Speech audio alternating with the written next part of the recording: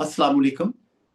पस पर्दा में अकरम राई और नामवर माहिर आइन कानून सियासी तजियाकार मोहम्मद अजहर सदीक आपकी खिदमत में हाजिर हैं। आज 8 सितंबर 2025 है। सर, आज नए कौमी अदालती साल का आगाज था। चीफ जस्टिस ने तकरीब में खिताब किया और अपने जो सोच है उसका इजहार किया। आप क्या समझते हैं कि आप और पूरी कौम और जस्टिस सैयद मंसूर अली शाह जो मुंतजर थे अपने खत के जवाब के हवाले से, उन्होंने इन बातों का इहाता किया?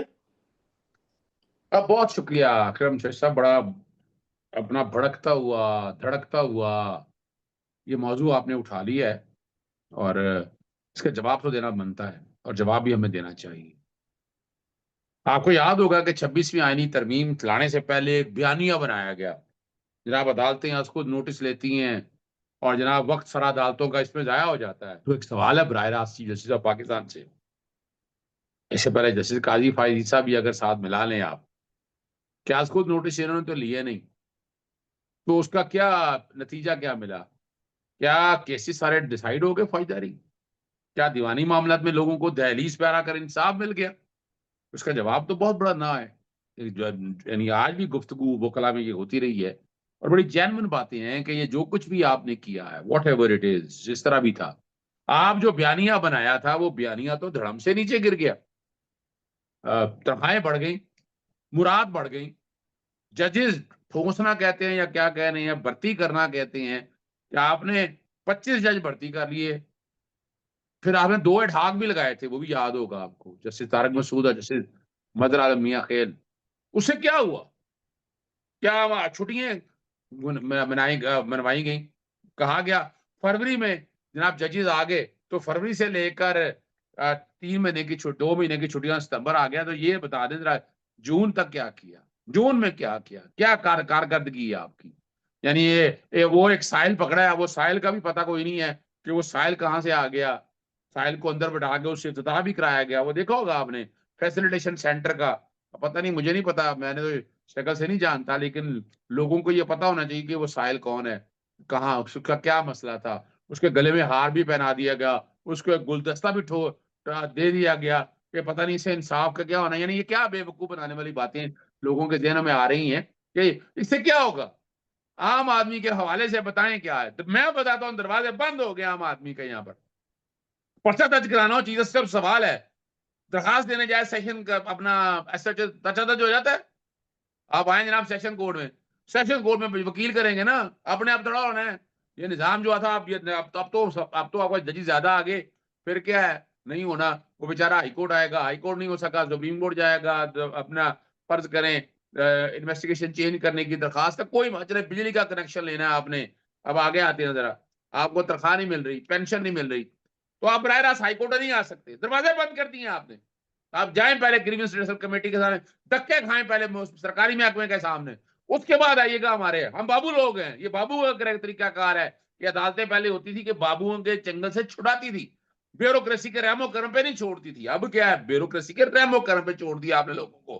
पहले वहां जाए आप, वहां धक्के खाएं आप, उसके बाद आप कोर्टों में आइएगा। कोर्टों में आएंगे तो कहेंगे जनाब मुतासरा फरीक नहीं है आप। अच्छा जनाब नहीं है, अच्छा चले आगे जी, जवाब मंगवा लिया जी, आज वो फैसला दे दिया जी। अच्छा फैसले पे अमल दरामद नहीं होता तो क्या तौहीन अदालत दायर कर दी है। अभी एक लेटेस्ट मैं दरखास्त बता सकता हूँ कि उसकी डेट जो सितंबर से दिसंबर की पड़ी है, दिसंबर की, सितंबर से नोटिस हो गए दिसंबर की, पर तौहीन अदालत किसने अमल करना है? यानी आपका तो निजाम सारा का सारा जंगालूद हो चुका है माजरत के साथ। यानी जो अदालती साल का इतने केस दायर हुए, इतने फैसले हो गए, आम आदमी को बताएं क्या रिलीफ दिया? चलें मुझे तो याद है आज भी चीफ जस्टिस साकिब निसार साहब का दौर, और पब्लिक इंटरेस्ट में 1,10,000 आम आदमी के केसेस सुने थे उन्होंने, अदालती वक्त में केसेस सुने थे। एनवायरमेंट का, फीसों का, और स्कूलों में दाखिलों का, आम आदमी के लिटिगेशन का एक गोल्डन पीरियड था। अब उसका इन इन आपके पास जवाब नहीं है। आपने क्या वो उस गोल्डन पीरियड को सामने रखते हुए आज देखिए सैलाब के साथ क्या सूरत हाल है, क्या जुल्म और ज्यादतियां हो रही हैं। तो टिकटॉक की तस्वीरें बन रही हैं, एक डीसी भी जाता है, एक असिस्टेंट कमिश्नर भी जाता है, वो पहले जनाब एक टिकटॉक बनाता है, चढ़ा देता है, ये 2 रोटियां दी हैं या 4 रोटियां दी हैं, एक सेब है या 4 सालन है, तो जनाब वो गाय भैंस बचा लिया, वो कुत्ते के बच्चे बचा लिया, आपको पता नहीं होगा। जरा जरा गौर करें इस बात पे। पहले क्या होता था, पहले आज को नोटिस आ जाता था, पता था चीफ जस्टिस बुला लेंगे, सारा कुछ सामने खड़ा कर देंगे। आज तो आप एक हवलदार को नहीं निकाल सकते यार, हवलदार को नोट कंटेम्प्ट का नोटिस नहीं जारी कर सकते, आप उससे नहीं पूछ सकते। कोई बता दें क्या आपने कोई बड़ा केस ऐसा देखा हो कि जनाब जहां अगर कोई एक्शन लिया हो, कोई ब्यूरोक्रेसी की एक्शन लिया हो, किसी इन लोगों के खिलाफ कोई एक एक्शन ले, चाहे सब दिल जो है ना पत्थर खून के आंसू रो रहा है कि तकलीफें कितनी है, मुश्किलें कितनी है, परेशानियां कितनी है। लेकिन क्या करें, नया अदालती साल है ना, वो बड़ा सेलिब्रेट किया, बड़ा जबरदस्त बनाया, और जजेस इकट्ठे हुए जनाब, बड़ी जबरदस्त तकरीरें हुई। ये क्या करें तकरीरों को। और आपने बड़ा जबरदस्त सवाल उठाया, वो जस्टिस मंसूर अली शाह के बड़े अहम सवाल थे, वो जवाब दे सका आज। आज तो पता लगा लाइव पूरी तकरीब दिखाई उन्होंने, वो सुना मैंने, यही मैंने नहीं देखा कब है, पर सुना मैंने यही था शुरू में कि लाइव तकरीब दिखानी है पीटीवी ने। बड़ा कमाल है ना, बहुत तीर मारे गए हमने सबने, ऐसे ऐसे तीर मारे आप सोच नहीं सकते क्या सवाल है। और जवाब देते हैं ना जस्टिस मंसूर अली शाह साहब का 26वीं आईनी तरमीम के हवाले से। अच्छा, वहां कुछ जज का बताया गया कि जनाब वो जज ने बड़ी तारीफ की 26वीं आईनी तरमीम के हवाले से। भाई जितनी जुडिशरी आपकी यहाँ बैठी है, जो पहले वाली छोड़ गए, आपकी मेजोरिटी जजेस तो वही बैठे हैं जो 26वीं तरमीम आपके बेनिफिशरी। सुप्रीम कोर्ट में पहले जजेस अगर आना होते थे तो प्रोसीजर बड़ा दिया हुआ था। अब तो आपको पता है, अब कौन सा मेरिट है, यहाँ हाई कोर्ट में बैठे आज आज आज हमारे सीनियर वकला बैठे हुए थे, वो मुझसे सवाल पूछ रहे थे कि फलां जज यार भी किस मेरिट पे आया। मैं कहा मुझे नहीं पता कौन सा मेरिट। तो मैंने एक वाकया जरूर उन्हें सुनाया। लॉयर्स मूवमेंट थी, इफ्तिखार चौधरी का दौर था, तो बड़ी हमने नारे मारे थे, पता नहीं अदालत होगी माँ के जैसी, यार किसी से प्यार करेगी कौन सी माँ यहाँ। इफ्तिखार चौधरी की बाकियात है सारे इस निजाम के अंदर बैठकर, जरा तो गौर करें कहाँ की रियासत होगी माँ के जैसी। और वो मुझे याद है, एक सीनियर वकील थे, वो ताल्लुक कराची से था, तो बड़ा हमने, मेरा जब हाईकोर्ट में दाखिल हुए, मेरा हाथ पकड़ लिया, उन्होंने कहा "जो सिद्दीक, वो बड़ी तकरीरें करता है तू यार, बड़ी अदालत के लिए तू अपना आजादी की बातें कर रहा है, जरा ये तो बताओ"। अच्छा, मैं उस वक्त की बात बता रहा हूँ कि मुझे उस वक्त कहने लगा कि 10 ईमानदार जजों के नाम जो तुम समझते हो नाम लो। उसमें 46 तादाद थी लाहौर हाईकोर्ट में, बाकियों में मैंने गिना तो 5-6 से आगे मैं कह ना सका। अब ये लोग सवाल कहते हैं, काबिल की बात करते हैं, काबिल भी ले लें, ईमानदार ले लें, सारी से जो हम एक प्रिसेप्शन की बात कर रहा हूँ, मैं उनकी ये नहीं कह रहा कि जनाब वो इस हवाले से वो क्या है क्या नहीं है। तो 6 से आगे उंगलियां नहीं गई मेरी, मैं सोच में पड़ गया। तो और आज अगर आपसे पूछा जाए, मैं आपसे एक सवाल करूंगा, मैं जरा ईमानदार का, फिर ये कहेंगे पता नहीं करप्शन के हवाले से बात कर रहे हैं, जो इंसाफ दे पाए हैं, जो पाए। आप कोई नाम, आपको, आप पूरी सुप्रीम कोर्ट और हाई कोर्ट है, पूरे पाकिस्तान की समझ के देखें चौधरी साहब, आप बाहैसियत एक आम आदमी बता सकते हैं कि जिसपे इंसाफ में लोगों को यकीन हो कि इससे इंसाफ मिल जाएगा, इस निजाम को चल सकेगा। कितने जजों के नाम आप बता सकेंगे? मैं नहीं बता सकता, चले आप बता दें, है आपके नजर में कोई ऐसे जज? मायूस कुन सूरत हाल है, बहुत मायूस कुन सूरत हाल है। लाखों वकला हों और उनमें से चंद नाम भी आप एतमाद के साथ ना ले सकें, तो ये बड़ी लम्हा फिक्रिया है हमारी अदलिया के लिए, हमारे पॉलिसी कुनिंदगान के लिए। सर, ये उन्होंने एक बड़ा ये ना फख्र के साथ ये बात बताई, अपने कारनामों में से एक कारनामा या अपनी अचीवमेंट्स में से, अपनी कारकर्दगी में से, कि मैंने 12 जजेस तैनात किए सुप्रीम कोर्ट में, और वो 12 जजेस तैनात हुए 26वीं आईनी तरमीम के बाद। और 26वीं आईनी तरमीम के खिलाफ दर्जनों दरखास्तें हैं जो 1 साल से जायद अरसा हो गया है उन्हें समाअत के लिए मुकर्रर नहीं किया गया। तो ये इस हवाले से सैयद मंसूर अली शाह साहब ने सवाल भी किया, इसका भी उन्होंने जवाब नहीं दिया। अब 27वीं तरमीम की आमद है, तो ये किधर जा रहे हैं हम, हमारी अदलिया किधर जा रही है? सब अच्छे मजाकी हो, अच्छा मजाक कर लेते हैं आप, लेकिन ना मुझे ये बताएं, उनमें से एक जज तो ऐसा था जो गालिबन लंदन गया हुआ था, मतीउल्लाह जान ने और अदील सरफराज ने बड़ा सवालिया निशान उठाए हैं। वो गालिबन वहां पर 26वीं तरमीम को डिफेंड करते रहे। Is a creature of that amendment, उसका बेनिफिशियरी है ये लोग। अब इन्होंने आगे क्या करना है, बस सवाल तो बड़ा सीधा सा है कि आप आईनी बेंच बैठा, कितने केस, मेरे ख्याल से को 500-600 केस तो डिसाइड कर दिया होगा आईनी बेंच ने, सिर्फ 3 केस सुनते रहे। और आप उनके भी तफसीली फैसले नहीं आए। देखिए जरा गौर करें ना चौधरी साहब, अब बात सवाल भी ऐसा किया गया ना, मतलब जो समझ आ जाए आप नाज़रीन को क्या मैं जवाब दूं इस बात का? मेरे पास तो जवाब नहीं है, ना जवाब है ना जवाब है, ना लेकिन हम जवाब है। सच तो बताएंगे अवाम को, सच तो बताएंगे हम अवाम को, कोई बताए ना बताए, हम तो बताएंगे। देखिए, सच फिर यही है कि जनवरी में आपको याद है समाअत हुई थी, मैंने भी पिटीशन दायर की हुई 26वीं आईनी तरमीम के खिलाफ, और 3 हफ्ते में कहा था लगाने के लिए, और फुल कोर्ट का कहा था ये मामला फुल कोर्ट के सामने आ जाए। आज तक देख लें आप, यानी ना 26वीं आईनी तरमीम उसके मुताबिक फैसले हुए जा रहे हैं, उसके मुताबिक निज़ाम आगे बढ़ाए जा रहे हैं, लेकिन उसको लगाया नहीं रहे। यानी ये कारकर्दगी का सवाल तो होना चाहिए था, यहाँ कम से कम होना चाहिए था चीफ जस्टिस साहब को किसी दिन निकलें बाहर, अवाम का एक जलसा ना सही, वकला बरादरी सामने बिठा लें और एक सवाल जवाब का सेशन कर लें, पता चल जाएगा कि कहाँ खड़े हैं।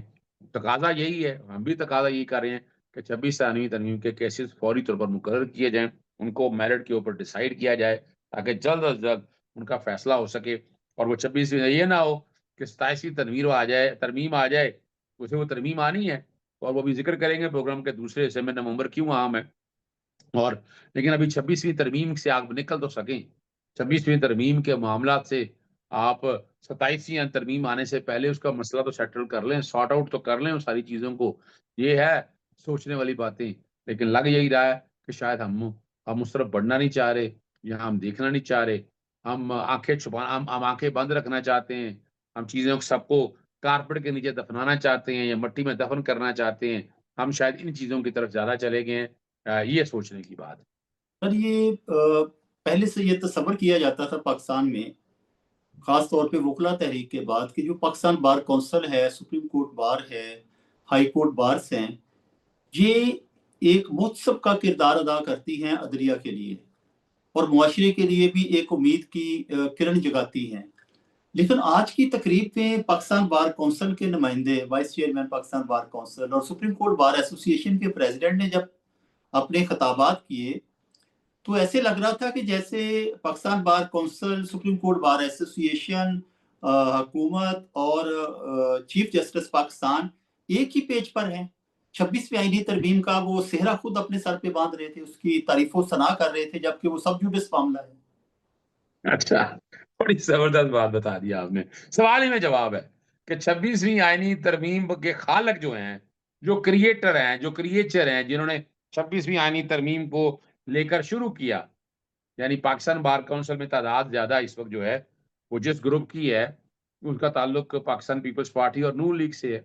जमीयत उलमा इस्लाम भी साथ आपके मौजूद है, यानी वो तादाद ज़्यादातर इन लोगों की है, जिन्होंने बैठकर ये 26वीं आईनी तरमीम ड्राफ्ट की। वो चाहे उसी ग्रुप से वज़ीर कानून भी हैं, बाकी सब लोग सारा कुछ सामने मौजूद है। Pakistan sorry supreme court bar association के जो सदर हैं, उसी ग्रुप से ताल्लुक है। यानी वही जो प्रमोटर हैं, सेलेक्टर हैं, इलेक्टर हैं, जो कोई भी है, उन्होंने तो फिर वही कहना ना कि जैसे बहुत बड़ा तीर मारा है। आम आदमी से पूछ कर देखें, आम आदमी से पूछ कर देखें। अभी इलेक्शन होने हैं सितंबर के अंदर, सॉरी अक्टूबर में, अगले महीने में इलेक्शन है सुप्रीम कोर्ट बार के, और मेरिट पे अगर हुआ तो आप देख लीजिएगा, आपको अंदाजा हो जाएगा कि ये तो पिछला इलेक्शन तो जीत गए थे आप, ये अगला जो इलेक्शन है वो इतना आसान काम नहीं होगा उनके लिए, बड़ा मुश्किल होगा, कांटेदार मुकाबला होगा, और शायद इनको जगह भी ना मिल सके उस हवाले से। लेकिन नवाजने की बातें बाकी, यानी वो लोग जो हैं ये सारे इसके बेनिफिशियरी हैं, वन वे और दी अदर। और मैं नहीं समझता कि हमारी बार की और वकला बार काउंसिल्स की हकीकी नुमाइंदगी वो करते हैं, तो उन्होंने तो डिपेंड उसी को करना है। बाकी आम प्रोफेशनल वकील से आप सुन ले, वो तो इस निज़ाम से बहुत ख़ाइफ़ है, नाला है। तो क्या ये कहा जा सकता है कि आज के नए अदालती साल के आगाज के मौका पर जो तकरीब हुई, और जो साइलीन और कौम जो है उम्मीद भरी नज़रों से देख रही थी कि शायद इंसाफ की तेज़ रफ्तार फराहमी के लिए चीफ जस्टिस कोई रोड मैप देंगे, तो क्या ये तसव्वुर किया जाए कि आज की तकरीब से आज की तकरीब में उनके लिए कोई उम्मीद की किरण नहीं है? जी, बिल्कुल कोई उम्मीद की किरण नहीं है, जो सच्ची बात नज़र आ रही है, जो मैं अपना एक असेसमेंट दे रहा हूँ, उसी तरह धक्के खाने हैं, सिविल कोर्टों में, सेशन कोर्टों में, हाई कोर्टों में, और ये निज़ाम लग यही रहा है कि ये निज़ाम उसी सिमत की तरफ चल रहा है। और इससे अल्लाह डरना चाहिए। इंडोनेशिया के अंदर जो कुछ आपने देखा, या बाकी ममालिक में देख रहे हैं, मैं तो पाकिस्तान में इतनी अच्छी हालात नहीं देख रहा। अगर इसीलिए बार-बार मैं नवंबर की तरफ मामलात लेके जा रहा हूँ। सितंबर मैंने कहा था सितमगार होगा, ये भी मैंने आपके प्रोग्राम में वाज़िह तौर पर कहा था। अब सितंबर के अंदर चीज़ें खुल के सामने आ रही हैं, तो ये डिपेंड करता है कि पाकिस्तान तहरीक-ए-इंसाफ चीज़ों को कैसे मोबिलाइज़ करती है। ये अगला सवाल यही था सर कि नवंबर यानी कि ना आ रहा है, और सभी मुबस्सरीन, तज्ज़ियाकार ये तबसरों में लगे हुए हैं कि नवंबर में क्या होगा, और उनका ज्यादातर इशारा इस तरफ है कि field marshal general Syed Asim Munir की जो एक्सटेंशन है वो भी नवंबर से ही ये ना आगे बढ़नी है। फैसले पेंडिंग रखे जा रहे हैं। ये बीच में रात ये खबर आई कि मियां नवाज शरीफ जो हैं उनका कोई तिब्बी मुआयना किया गया और उनके कोई एमआरआई रिपोर्ट और सीटी स्कैन वगैरह लिए गए, उन्हें गर्दन में तकलीफ खिंचाव था।